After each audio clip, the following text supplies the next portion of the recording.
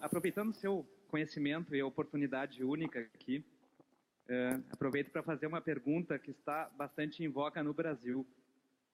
O nazismo era um regime de esquerda ou de direita? Ou essa pergunta não faz sentido? E o fascismo?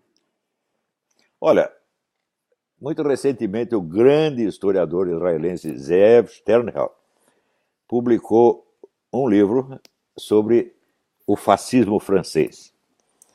E o título é Ni droite ni gauche, nem direita nem esquerda. O fascismo é um outro fenômeno, e o nazismo é outro fenômeno ainda. Realmente não é possível você definir um regime, um movimento político, somente pelo seu discurso ideológico, porque sempre existe uma tensão entre o discurso ideológico e a prática. Então é muito difícil você dizer, isso aqui é de direita ou de esquerda. Ora, na sua origem, presta atenção, na sua origem, o fascismo italiano era evidentemente de esquerda, porque o tópico que criou a discussão da onde nasce o movimento fascista foi o seguinte: a classe social pode ser o agente da Revolução Mundial ou não pode?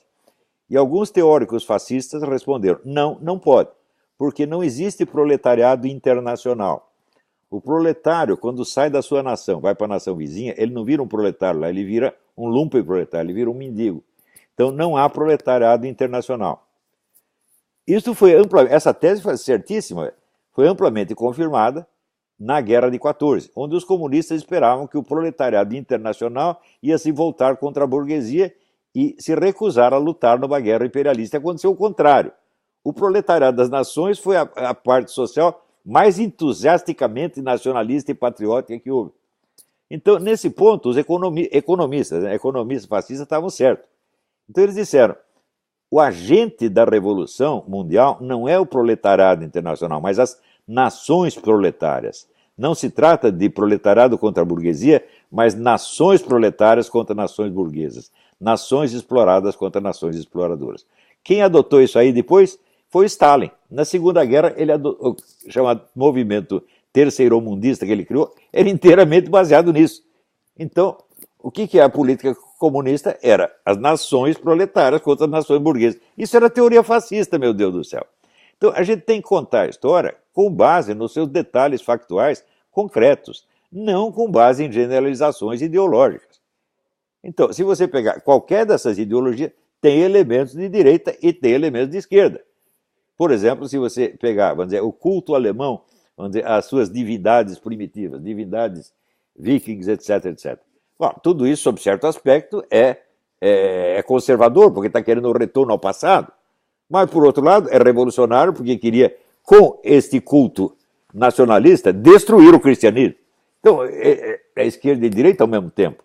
Então, eu acho que não se deve discutir essas coisas só com esses carimbos. A coisa é muito mais complicada. Em todo caso, no mínimo, eu sugiro a vocês a leitura dos livros do Zeev Sternhell e, sobretudo, do Emilio Gentile, é um historiador italiano. Não é o Giovanni Gentile. Giovanni Gentile foi um filósofo fascista. Emilio Gentile.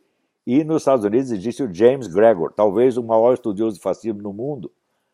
Tem que ler essas coisas. Agora, esse pessoal discute baseado no quê? Na propaganda soviética dos anos 40.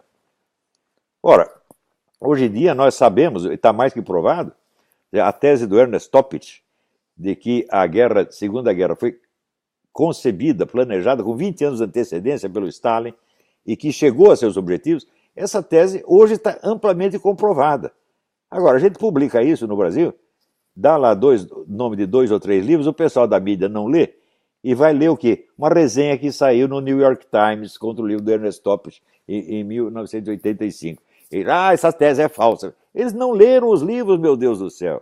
Eu já dei a lista, já tem vários livros sobre isso. Hoje essa tese é irrefutável.